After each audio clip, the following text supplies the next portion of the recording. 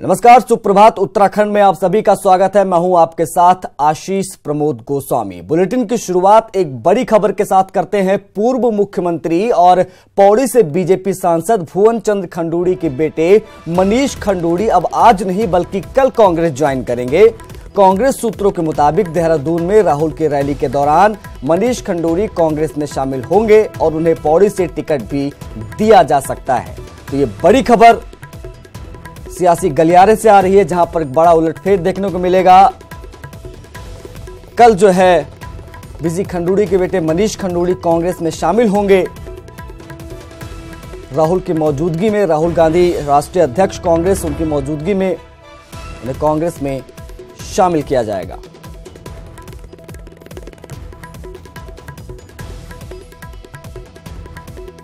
हमारे संपादक अनुपम Trivedi ji phone line पर जुड़ गए हैं। सर, कल मनीष खंडूड़ी के बेटे, माफ कीजिएगा, मनीष खंडूड़ी कल शामिल होने वाले हैं कांग्रेस में। कैसे देखते हैं आप इसको? क्या है आपके संपादकीय टिप्पणी? आशीष, देखिए, अभी तक जो खबर आ रही है उसके अनुसार आज उन्हें शामिल होना था मनीष को कांग्रेस में, और अब वो कल शामिल होंगे राहुल की रैली में। तो ये मुझे लगता है कि उत्तराखंड में अगर आप बात करें, उत्तराखंड के परिप्रेक्ष्य में, तो 2016 में एक बहुत बड़ी खेल जो है कांग्रेस नेताओं की बीजेपी में शामिल हो गई थी। उसके बाद से कांग्रेस को बहुत बड़ा सेटबैक लगा था। अगर ये मनीष कल आ जाते हैं कांग्रेस में, तो एक तरीके से कांग्रेस की बहुत बड़ी जीत होगी, और यूं कह सकते हैं कि बीजेपी के लिए एक बहुत बड़ा एम्बैरेसमेंट हो जाएगा। और बीजेपी के, जहां तक मेरी जानकारी है, बीजेपी के लोग इसमें डैमेज कंट्रोल अभी से कर रहे हैं। कोशिशें जारी है कि उनको कन्विंस करा जाए इस तरीके के कदम ना उठाइए। और फिलहाल इसमें अभी जो एक्स सीएम है बीसी खंडूड़ी, जो उनके पिताजी हैं मनीष खंडूड़ी के, वो फिलहाल अभी कहीं अवेलेबल नहीं हो पा रहे बातचीत करने के लिए, मीडिया के सामने भी नहीं है, और वैसे भी वो बेड रिडन है, तो बहुत ज्यादा उनका मूवमेंट नहीं है। लेकिन कोशिशें जारी हैं बीजेपी की तरफ से कि कम से कम उन्हें कन्विंस करा जाए कि अगर नहीं वो शामिल होते हैं तो इस तरीके का जो भी वो कर सकते हैं करें, उनको मनाने की भी कोशिश है। और कांग्रेस इधर उत्साहित है कि अगर वो आ जाते हैं तो उनके लिए एक बहुत बड़ी जीत होगी उत्तराखंड में। बीजेपी ने कहा था फर्क नहीं पड़ता, लेकिन क्या आपको ऐसा लगता है कि फर्क वाकई नहीं पड़ता, या फिर बड़ा झटका मानते हैं आप बीजेपी के लिए? नहीं, देखिए, फर्क तो निश्चित तौर पे पड़ता है, क्योंकि खंडूरी का चेहरा ही नहीं, मतलब उनका जो ट्रैक रिकॉर्ड रहा है बीसी खंडूरी साहब का, वो बहुत साफ सुथरा रहा है। जब अटल बिहारी वाजपेयी की सरकार में वो मंत्री रहे हैं, केंद्रीय राज्य मंत्री रहे थे सड़क परिवहन के, तो उनके दौर में जो काम हुए थे नेशनल हाईवेज को लेके, वो अभी तक गिने जाते हैं। तो उनका बड़ा ट्रैक रिकॉर्ड साफ सुथरा रहा है, मतलब उत्तराखंड के मुख्यमंत्री भी।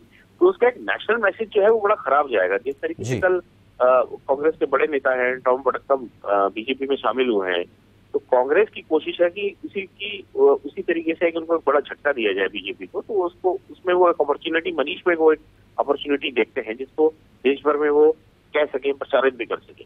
जी आशीष, पौड़ी की सीट की बात यहां पर हो रही है कि पौड़ी की सीट से उनको टिकट दिया जा सकता है। वही सीट है जिसके बारे में हम कल परसों आपसे जिक्र कर रहे थे, काफी हॉट सीट है। इसको कैसे देखते हैं आप?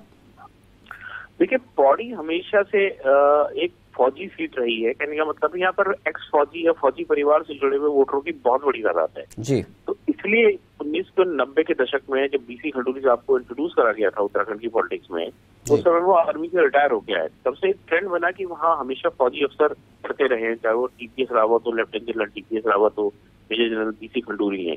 तो बीजेपी की पूरी कोशिश है कि यहाँ एक बड़ा सैन्य अफसर लाया जाए। लेकिन अब भी एक तरीके से सरप्राइज देने की कोशिश कर रही है कांग्रेस, कि उनके लड़के को पार्टी में लाने की बात कर रही है।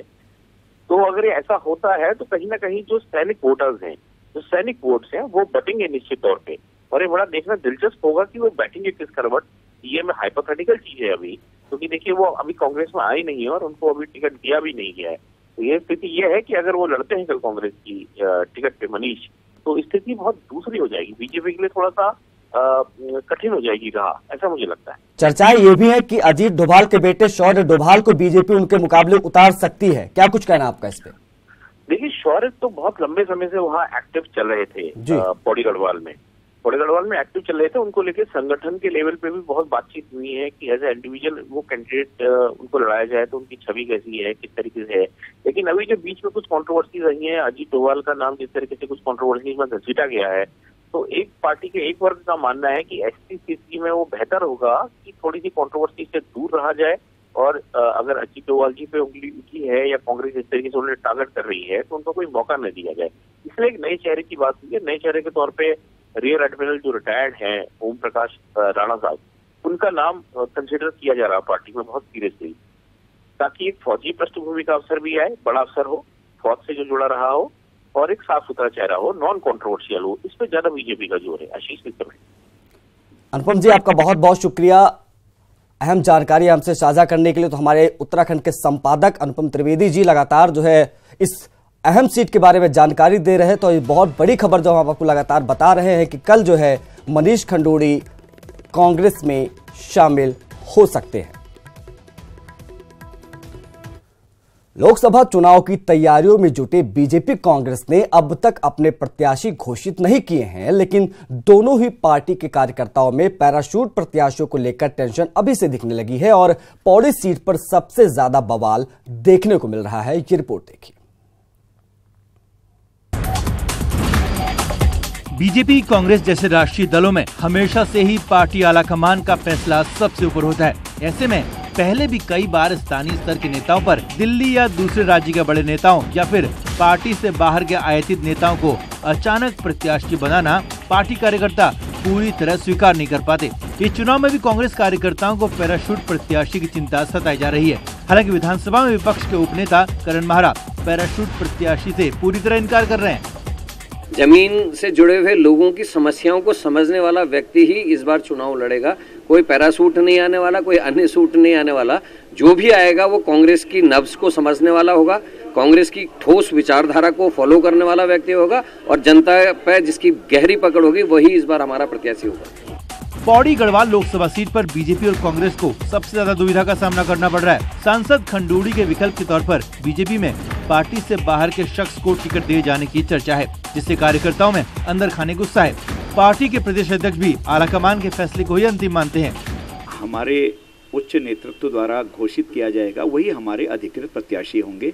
बाद में सभी लोगों को जो उम्मीदवारी इस समय कर रहे हैं उसी व्यक्ति के पीछे, वो हमारे घोषित उम्मीदवार के पीछे लगना पड़ता है। अब दोनों ही पार्टियां नफा नुकसान आंक रही हैं, ताकि अगर बाहरी या फिर पैराशूट प्रत्याशी हो तो भी पार्टी के कार्यकर्ता कम से कम अपनी पार्टी के लिए परेशानी का सबब ना बने। पौड़ी गढ़वाल से न्यूज़ 18 के लिए सुधीर भट्ट की रिपोर्ट। अब बात करते हैं टिकट के घमासान की। तो पौड़ी के बाद अब नैनीताल सीट पर भी टिकट को लेकर घमासान शुरू हो गया है। नैनीताल से पूर्व सांसद और बीजेपी नेता बलराज पासी नाराज बताए जा रहे हैं। बलराज पासी ने नैनीताल सीट से टिकट की दावेदारी की है, जबकि उन्हें त्रिवेंद्र रावत सरकार की तरफ से भी कैबिनेट मंत्री स्तर का दर्जा दिया गया है, लेकिन बलराज पासी ने अब तक चार्ज नहीं लिया है। बलराज पासी को जलागम परिषद का उपाध्यक्ष प्रथम बनाया गया है, लेकिन वो चार्ज लेने के बजाय सीधे दिल्ली पहुंच गए हैं और टिकट को लेकर दावेदारी ठोक रहे हैं। वहीं प्रदेश अध्यक्ष अजय भट्ट भी दिल्ली में हैं। सूत्रों के मुताबिक अजय भट्ट खुद भी नैनीताल सीट से चुनाव लड़ने के इच्छुक हैं। मुख्यमंत्री त्रिवेंद्र सिंह रावत भी दिल्ली में ही हैं और आज अजय भट्ट, मुख्यमंत्री त्रिवेंद्र सिंह रावत और प्रदेश प्रभारी श्याम जाजू पार्टी के राष्ट्रीय अध्यक्ष अमित शाह से मुलाकात कर सकते हैं। तो ये बड़ी खबर। हमारे संवाददाता दिल्ली से राजीव तिवारी जुड़ गए। राजीव, माथापच्ची शुरू हो गई है। पौड़ी के बाद नैनीताल जो सीट है उसको लेकर टिकट की दावेदारी ठोकी जा रही, क्या कुछ कहना? बिल्कुल, अगर देखा जाए तो उत्तराखंड में लोकसभा की 5 सीट है और 5 सीट पे तमाम दावेदार खड़े हो गए हैं। इस समय मैं आपको बताऊं, दिल्ली में मुख्यमंत्री त्रिवेंद्र सिंह रावत, प्रदेश अध्यक्ष अजय भट्ट पहुंचे हुए हैं। कल देर शाम में लोग पहुंचे यहाँ पे और आज संभावना है कि ये पार्टी अध्यक्ष अमित शाह जी से लोग मिलेंगे। सबसे बड़ी बात है कि नैनीताल सीट की बात कीजिए या पौड़ी सीट की बात कीजिए, अल्मोड़ा सीट की बात कीजिए, हर सीट पे दावेदार सामने आ गए हैं। नैनीताल सीट पे बहुत पहले एक बार भगत सिंह कोश्यारी ने बयान दिया था कि हम इस बार चुनाव नहीं लड़ना चाहते हैं। उसके बाद कई लोग अपने अपने हिसाब से तैयारी में जुट गए हैं। जैसा कि प्रदेश अध्यक्ष अजय भट्ट भी चाहते हैं कि हम नैनीताल से चुनाव लड़े। बलराज पासी भी नाराज है कि हमको टिकट चाहिए वहीं से। पुष्कर सिंह धामी युवा नेता है, पार्टी में विधायक है अभी, उनकी भी कोशिश है कि उनको टिकट मिल जाए। कहा जाता है कि उनको भगत सिंह कोश्यारी के शिष्य हैं वो। इसी तरह से अगर अल्मोड़ा सीट की बात की जाए तो अल्मोड़ा सीट पे रेखा आर्या सामने आई हुई है।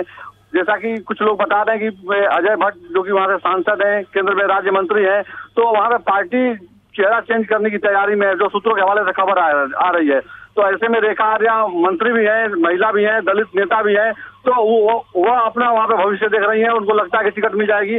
तो वो अभी कुछ दिन पहले दिल्ली आई थी और तमाम बड़े नेताओं से मुलाकात की थी। जो सूत्रों से खबर है। हालांकि उस समय देहरादून में ही बैठक चली थी, तमाम प्रभारी वगैरह देहरादून में मौजूद थे, तो सभी लोग अपने अपने हिसाब से जुटे हुए हैं तैयारी में। लेकिन आज जो है जो मुलाकात होगी मुख्यमंत्री की और प्रदेश अध्यक्ष की, यह मुलाकात महत्वपूर्ण मानी जा रही है, क्योंकि 16 तारीख को जो है भारतीय जनता पार्टी अपने उम्मीदवारों की लिस्ट जारी करेगी, जिसमें उत्तराखंड के लोकसभा की जो 5 सीट है, 5 सीट के उम्मीदवारों के नाम घोषित होने की संभावना जताई जा रही है। जी, आने वाले 2-3 दिनों में स्थिति तो साफ हो जाएगी, लेकिन दावेदारी काफी ज्यादा तगड़ी यहाँ पर दिखाई दे रही है, क्योंकि प्रदेश अध्यक्ष के बराबर उसके कद पे खड़े होकर जो है पासी टिकट मांग रहे हैं। दावा किसका मजबूत मानते हैं आप? देखिए, अगर सबसे बड़ी बात यह है कि इस समय जो रणनीति बनाई है भारतीय जनता पार्टी ने, भारतीय जनता पार्टी को जितावे उम्मीदवार चाहिए कि कौन जिता सकता है सीट पे, चाहे वो उत्तर प्रदेश की बात कीजिए, उत्तराखंड की बात कीजिए, राजस्थान, हर स्टेट में इसी तरह के road map Bharatiya Janata party ने तैयार किया है। इसी क्रम में जो है जिन नेताओं का फीडबैक खराब आ रहा है या लग रहा है कि जनमानस में इनकी पैठ नहीं बन पाई है या सरकार की योजनाओं को नहीं पहुंचा पाए हैं या नहीं जीत पाएंगे, उनका सीधे तौर पर सिटिंग सांसद हो या केंद्रीय मंत्री हो या केंद्रीय राज्य मंत्री हो, उनका टिकट काटने की पूरी संभावना जताई जा रही है। यह हर स्टेट में इसी तरह की स्थिति बनी हुई है। उत्तर प्रदेश में खबर है कि लगभग 30 सांसदों की टिकट कर सकती है। उत्तराखंड में भी 5 सीट पे बताया जा रहा है कि चेहरा बदला जा सकता है, जिस तरह की संभावना जताई जा रही है सूत्रों से जो खबर आ रही है। यही वजह है कि हर सीट से 3 से 4 जो है दावेदार खड़े हैं कि हमको टिकट मिल जाए और हम पार्टी को जिताएंगे, इस तरह का आश्वासन हो पार्टी अध्यक्ष को और संगठन महामंत्री रामलाल जी को दे रहे हैं लोग। जी, तमाम जानकारियों के लिए आपका बहुत बहुत शुक्रिया राजीव, हमारे संवाददाता जो दिल्ली पर नजर बनाए हुए हैं, क्योंकि वहां पर डेरा जमा चुके हैं लगभग सभी दिग्गज टिकट की दावेदारी को लेकर।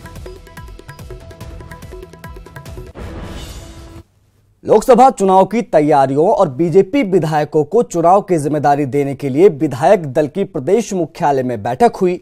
बीजेपी प्रदेश अध्यक्ष अजय भट्ट की अध्यक्षता में हुई इस बैठक में लोकसभा चुनाव प्रभारी थावरचंद गहलोत और मुख्यमंत्री त्रिवेंद्र सिंह रावत भी मौजूद रहे। इसके अलावा पार्टी के कई मंत्री, विधायक और संगठन के नेता भी इस बैठक में शामिल हुए। इस मौके पर मुख्यमंत्री त्रिवेंद्र सिंह रावत ने पार्टी को 1,01,000 का चेक सौंपा। दूसरे विधायक और मंत्रियों ने भी पार्टी को 1-1 लाख के चेक दिए।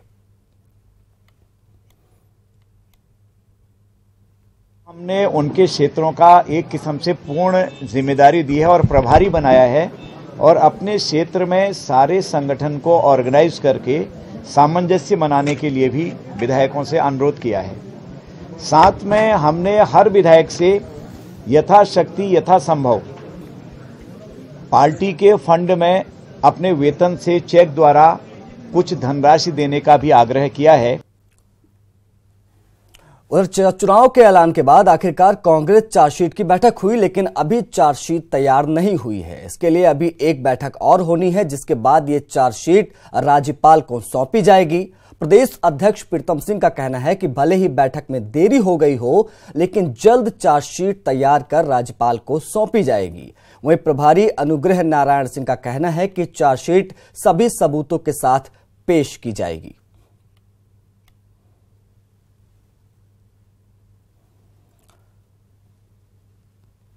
कांग्रेस के राष्ट्रीय अध्यक्ष राहुल गांधी कल देहरादून में रैली करेंगे और उनकी रैली का अपडेट आपको बताते हैं। तो राहुल गांधी 16 मार्च को सुबह 11 बजे जॉली ग्रांट एयरपोर्ट पहुंचेंगे। उसके बाद हेलीकॉप्टर से सीधा परेड ग्राउंड पहुंचेंगे। दोपहर 12 बजे शुरू होगी राहुल गांधी की जनसभा। करीब 45 मिनट से 1 घंटे की भाषण जो है राहुल गांधी वहां पर दे सकते हैं। तो ये कल का कार्यक्रम हम राहुल गांधी का आपको बता रहे, जो आपको टीवी स्क्रीन पर नजर आ रहा है।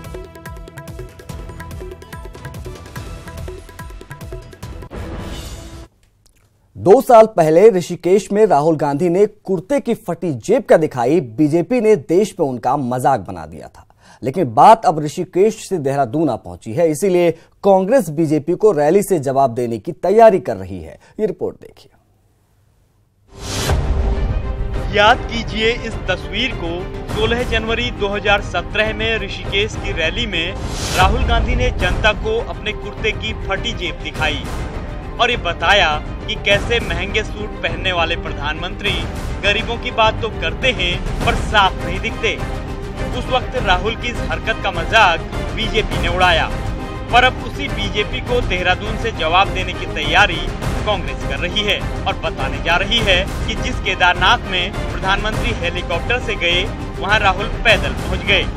पहाड़ों में कोई किसी तरह का ऐसे विकास की किरण नहीं दिखाई देती। जो उन्होंने एक नारा देकर ठगा था कि पहाड़ों की जुबानी और पहाड़ों का पानी जो है हम बर्बाद नहीं होने देंगे, तो उसके लिए क्या किया? प्रधानमंत्री जी का कार्यकाल पूरा खत्म हो गया, सिवाय भाषणों के, सिवाय नारों के, सिवाय जुमलेबाजी के और कुछ जो है लोगों को नहीं मिला है। कि 2013 में जब आपदा आई, उस आपदा के दौर में राहुल गांधी जी जो है पैदल चल करके केदारनाथ गए और उन्होंने पूरे देश और दुनिया में संदेश दिया कि देवी आपदा के बाद उत्तराखंड सुरक्षित है और जो यात्रा है वो सुचारू रूप से चल सकती है। ये संदेश उन्होंने दिया। कांग्रेस नेता अपने राष्ट्रीय अध्यक्ष को किसी मोर्चे पर कम नहीं दिखाना चाहते, पर बीजेपी सीधे राहुल गांधी के समर्पण पर ही सवाल उठा रही है। इससे कोई फर्क पड़ने वाला नहीं है। और फिर कौन सा हवा है आ रहे हैं, तो अगर कांग्रेस के अध्यक्ष महोदय से पूछ लें कि आपका डेडिकेशन क्या है, आपका त्याग क्या है, एक परिवार का बेटा या नाती, इससे ज्यादा तो कुछ नहीं है।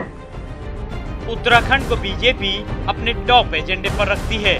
ऐसे में 2019 चुनाव के आगाज के मौके पर राहुल देहरादून से कांग्रेस को फटा कुर्ता भी याद दिलाना चाहते हैं और केदारनाथ भी, ताकि देवभूमि की जनता को शहादत के मायने भी बताए जा सकें और समर्पण के भी। दीपांकर भट्ट, न्यूज़ 18, देहरादून।